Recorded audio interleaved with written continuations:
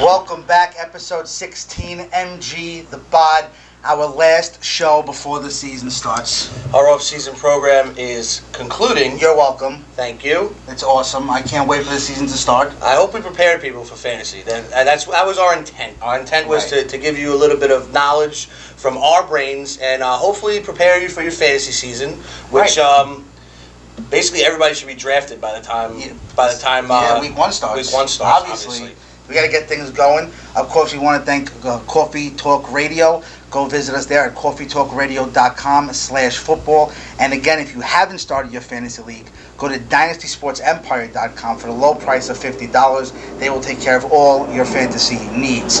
Now, Matt, what are we going to get into today? Tell the people. Well, for starters, obviously the show is going to be the AFC and NFC North predictions, but we got an email that I got to get out of the way. Go ahead. It's from Mr. Gary Gold. Sounds like a gem. He's a gentleman. Yes, so I've heard before. Yeah, and it's actually a very good question. It's lengthy, so just give me a moment to read it. Gentlemen, I often get into a discussion with various Long Island football mavens about whether or not Eli Manning, at this stage of his career, should be considered a Hall of Famer. Mm-hmm. Most say no. I say yes. Simply put, he has 2 rings. Whether or not you think it was his doing or not. My question is, are there any quarterbacks with 2 or more Super Bowl rings that are not in the Hall of Fame? Help me out here. Thanks. Okay, well, first off, Gary, you sound like a great guy. First, I want to attack the Eli Manning part of it. Right now, I don't think he is a Hall of Famer. Yes, he does have 2 rings, but look at the body of work. He's among the highest interception leaders in the league every year. That's a fair But fair so is Brett Favre, but he's not Brett Favre. Let's be honest. He's not even on the same planet. I don't think. No, but I think he's borderline. Gary, to answer your question, I think he's borderline. I don't think he's a first ballot. I think he's borderline. You know what? That's better said. Not a first ballot. He's definitely not a first ballot. Okay. I think he's borderline Hall of Famer. You know, people today go by rings. I don't agree with it, but people go by rings. So, I mean, the guy has 2 rings. Whether he won the Super Bowl for the Giants those 2 years, which I don't think he did. I think he helped their cause. But right.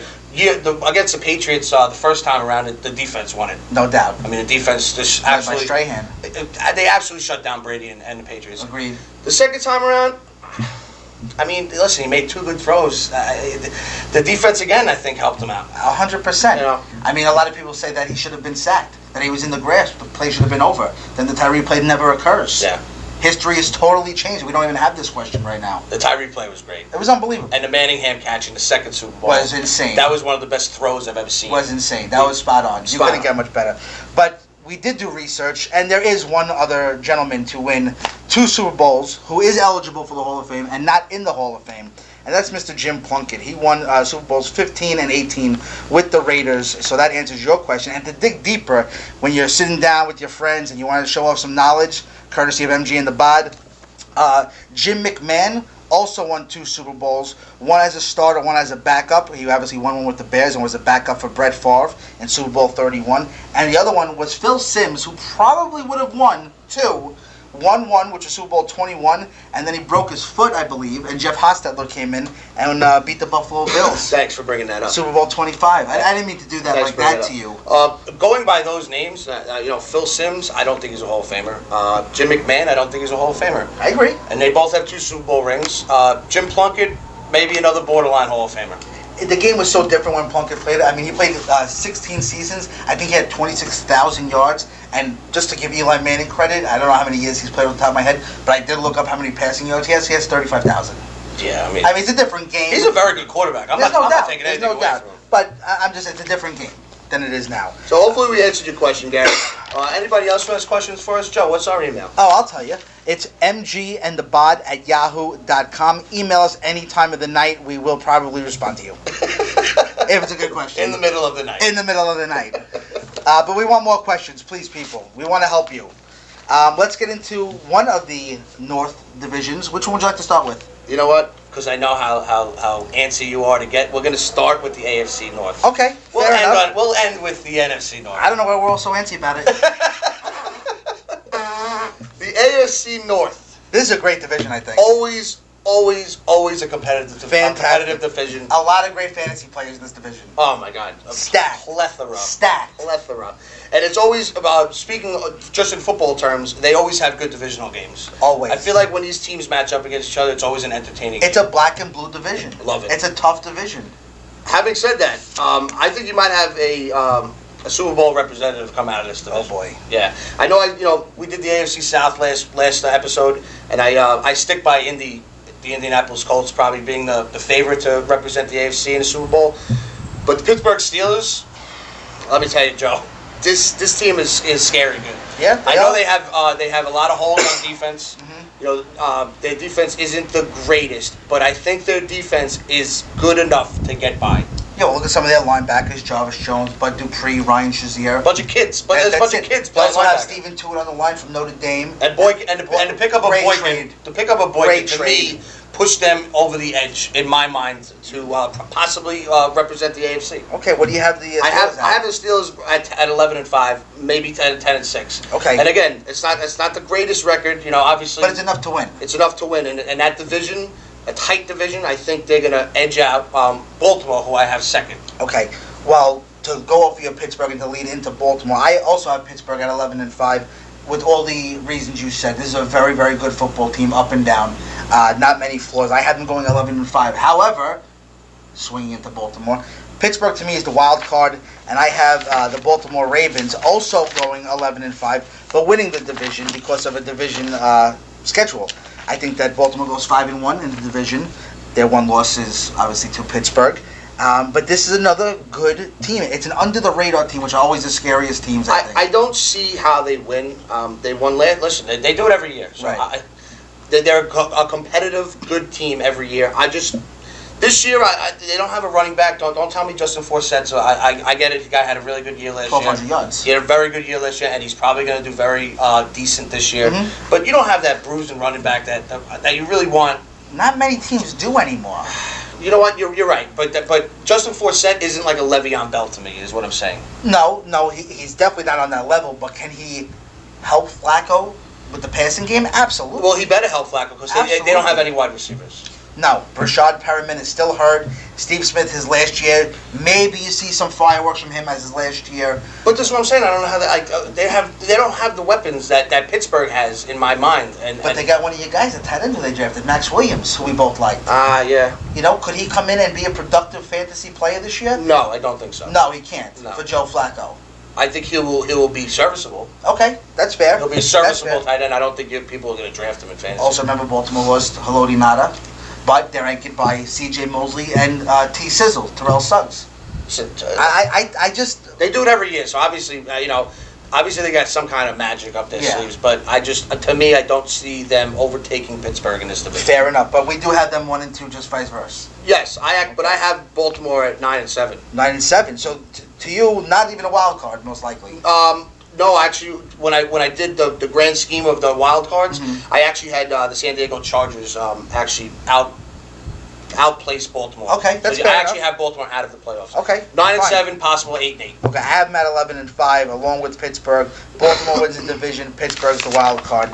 That brings us to what do you want to talk about next? Want to go to the Brownies? Well, I got the Brownies finishing last in the division. Me too. So I'll go to Cincy next. Okay. Real quick, a hard luck team because I really want them to succeed. This is supposed to be good. I don't get it. I want them to succeed. I like Andy Dalton, but the guy once the calendar turns and it's like December and we're getting ready for the playoffs, the guy is just awful. Yeah. He's so good in the beginning of the year, and you watch these games, you're like, oh my God, he's a good quarterback. In September to November, he's a really good quarterback, and then playoffs come, games start really counting, and he falls apart. I think that this could possibly be a make or break year for him, and then they consider trading him. Because look at the weapons that he has: A.J. Green, Marvin Jones, Giovanni Bernard, Jeremy Hill, Tyler Eifert. They have a very good line anchored by Andre Smith. Why can't this kid produce and win? I don't see it. Defensively, there are some holes, but you got Drake Kirkpatrick back there, who was a first-round draft pick. Marcus Hunt, a second-round pick. They're really stout. The crazy animal, Vontez Burklift in the middle, who's almost a 200 tackle guy. Joe, they're a talented team, Joe. But why don't they win? I don't know. Maybe it's Marvin Lewis's fault. I like him. I like him too, but sooner or later, the fish stinks from the head. One of the longest tenured coaches in the NFL. I like him, but maybe it's his. Maybe they need a new regime. You're right. What do you have him going at? I got Cincy at 7-9. I have him at 6-10. Yeah, I got 7. It hurts me though. I know. All right, let's move on to the Browns. I love this team. Well, they're a talented defensive team with absolutely zero offensive players. Their number one wide receiver, I think, is Andrew Hawkins. It's amazing. How do you continue? Their running back is a coin flip. Terrence West, Isaiah Crowell, Duke Johnson, my guy who we love. I think Duke Johnson will pan out. I think he eventually will take the starting role there, but I don't think it's going to be right away. No, I agree with that. Yeah, I agree with that. I think he's going to be a third down back right away, though. He'll contribute because they have really nobody else. Like running back's the only position that they're actually semi deep at. Mm-hmm. But still, they're going to need to throw these extra running backs, West and Duke Johnson. They're going to have to throw them in some kind of packages because they don't have any wide receivers. You're right. Duke Johnson's very capable of catching the ball. He showed that at Miami. Defensively, this team is very good defensively, led by Joe Hayden, who I think is one of the best cornerbacks in the league. They got Pat Kruger. They're really stacked up and down. They drafted Danny Shelton, my guy. Then they drafted Xavier Cooper from Washington State. This is a good defensive team. Nobody's questioning their defense. No quarterback. Nobody's questioning their defense, but we are questioning is when they're on the field for 55 minutes of the game. Right, and then you just can't keep up with other teams like that. Can't. Who's their starting quarterback come week 1? Me, I think he's going to go with McCown. Okay. I watched the Bills game the other day, and Manziel played well. Yeah. I think he played well, and I think, in today's NFL, people are so quick to write people off. And I'm not saying Johnny Manziel's good. I'm not saying he's going to be a great quarterback. But the guy played what last year?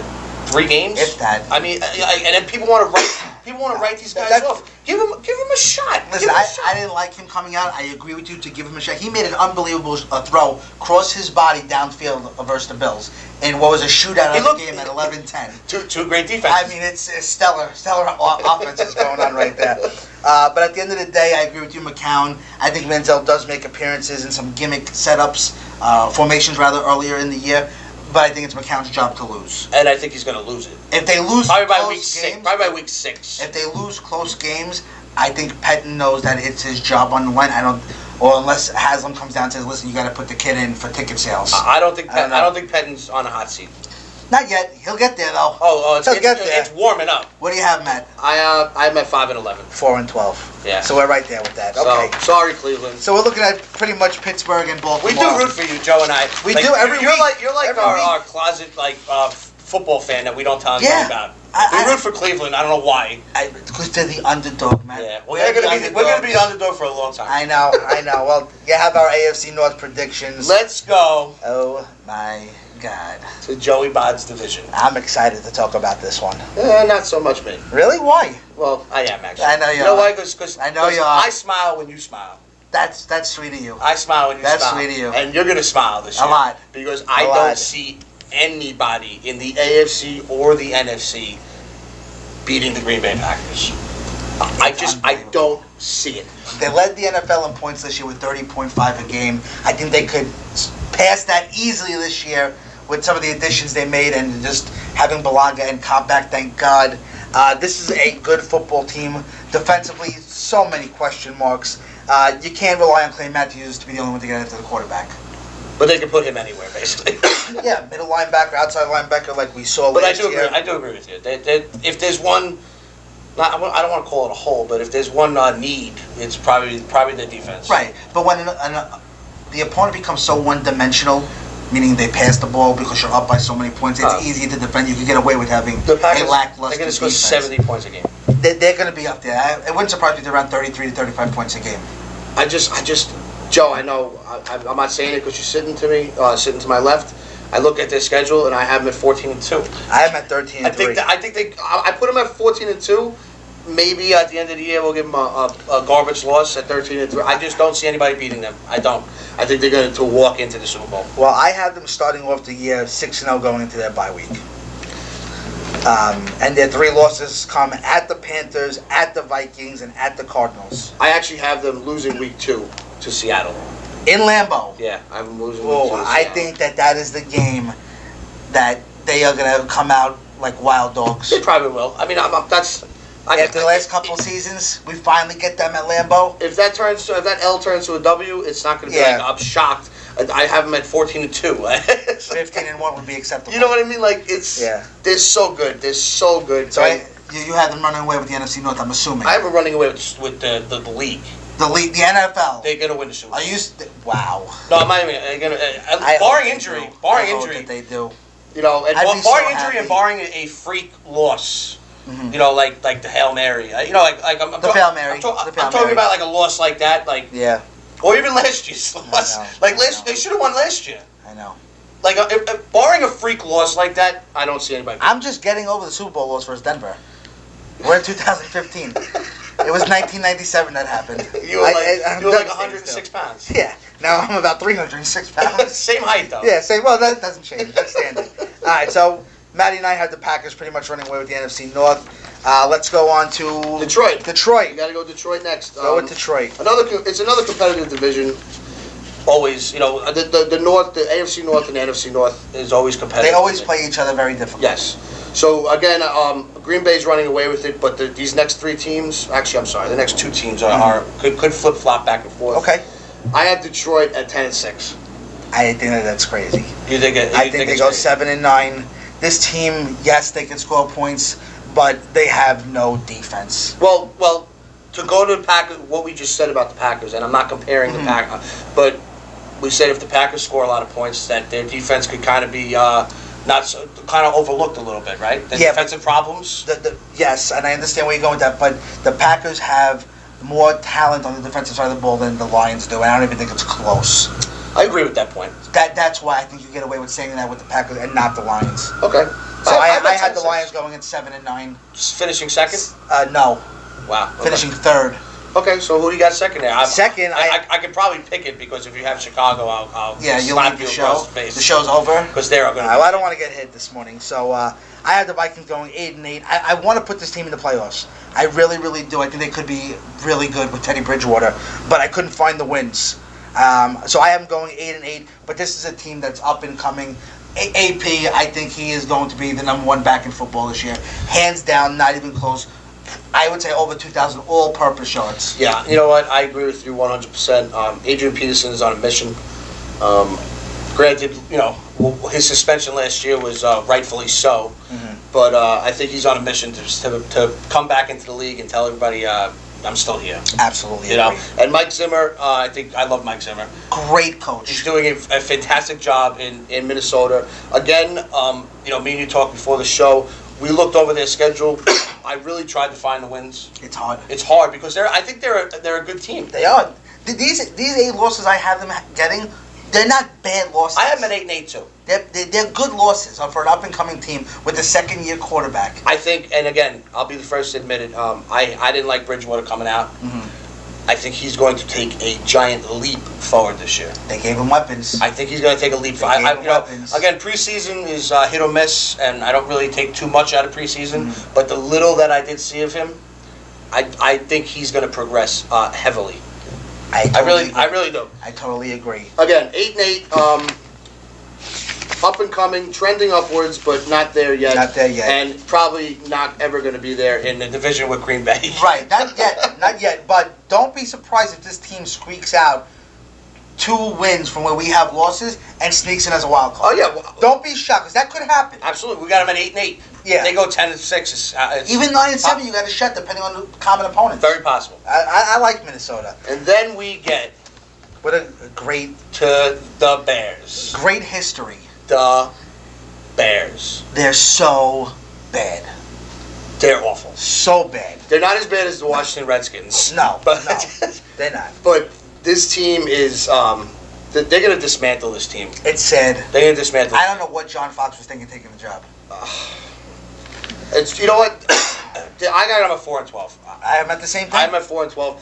I think they're just going to they're going to start anew. They're going to keep John Fox obviously because it's only his first year there. But Right. I think they're going to have John Fox bring in and draft who he wants. Exactly, his guys. His guys. I think this Jay Cutler doesn't make it through the year. No, I agree I with think you. Jimmy Clausen becomes the starter, and they put Cutler on the block, and maybe get a 4th round, 3rd round pick for him. I'll take him as a Bills fan. I'm sure you would. I'm sure you would.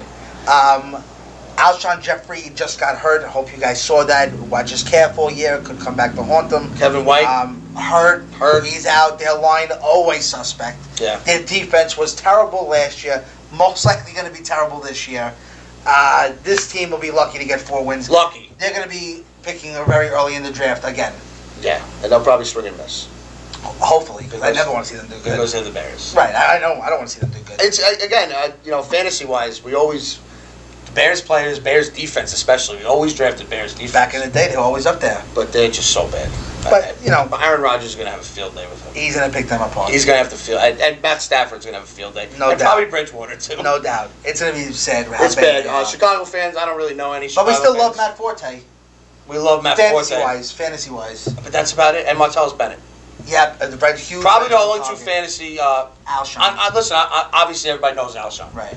But probably out of the backfield is Forte and tight end Martellus Bennett. Yeah, absolutely agreed. And again, Alshon, I love Alshon, but he's a little banged up. And losing Brandon Marshall, no Kevin White, and are we going to rely on Eddie Royal or Marquise Wilson to take pressure off? I know. I agree with you. So we'll see. So there you have it. We got the Bears going 4-12. The Packers running away with the division in the AFC North. It's in Pittsburgh and Baltimore. Maggie likes Pittsburgh. I like Baltimore. I love Pittsburgh, Joe. Don't say like. I love Pittsburgh. You love Pittsburgh. We know. I love them. We know. Antonio Brown, Le'Veon Bell, Big Ben. And Big Ben. Those are your guys. It's Those are your guys. Quick question. Roethlisberger, Bell, Brown, Rodgers, Nelson, Lacey. Who are you picking? Hypothetical gun to your head. It may be loaded. Wow. It may be loaded. You would never put a hypothetical one. I put the real one. You would put a real one. Right. And it's fully loaded. I'm not going to hit up a couple. You got to go. You got to go Rodgers. Right. You got to go Rodgers. Good pick. Good pick. Any closing thoughts? Joe, our off season is concluded. I'm pumped. We are we're done with this. Thank goodness. We're gonna come back to you hopefully weekly. Yes. Our next show is going to be September 7th. We're going to give you week 1 predictions, maybe some fantasy guys who we like week 1. Absolutely. We'll go over it. And as always, remember, we definitely don't know everything. However, we definitely know more than you. We'll see you when the regular season starts, folks.